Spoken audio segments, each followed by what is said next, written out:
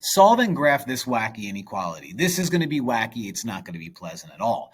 Now, when you solve an inequality, you solve it like a regular equation. You just have to remember two rules.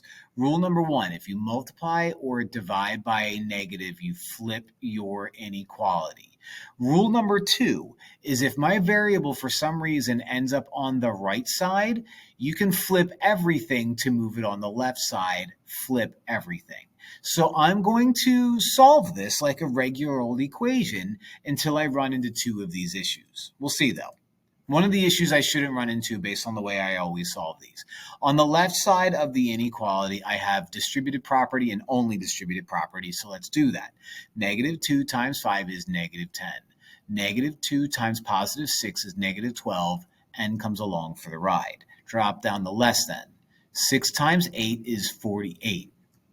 6 times negative 2 is negative 12, and comes along for the ride. Now, something extremely strange happens, because when I look at variables on both sides of an inequality, I'm like, all right, well, let's always get rid of the one on the right, so it forces my variable on the left, which is what I always want. So I'm going to do the opposite of 12n and add 12n to negative 12n. And over here, I add 12n to negative 12n. Did I do something wrong? No. That crosses out, but also that crosses out. Did I do something wrong? No. So I drop down negative 10 is less than 48. Now, whether it's an equation or an inequality, if your variables disappear and you are left with what in this case is a true statement, negative 10 is smaller than 48, your answer is going to be all real numbers. Maybe your teacher might say infinitely many solutions.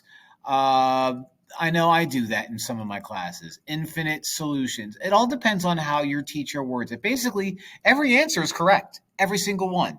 If I plug in 1 and 1, it'll work. If I plug in a billion and a billion, it'll work. If I plug in negative a trillion and negative a trillion, it'll work. Now, infinite solutions, all real numbers, it all depends on how your teacher words it, but one of those phrases is going to be good. And if you're like, well, how do I graph everything? Well, you just put a nice big fat line like that on the entire number line like that, and that represents everything.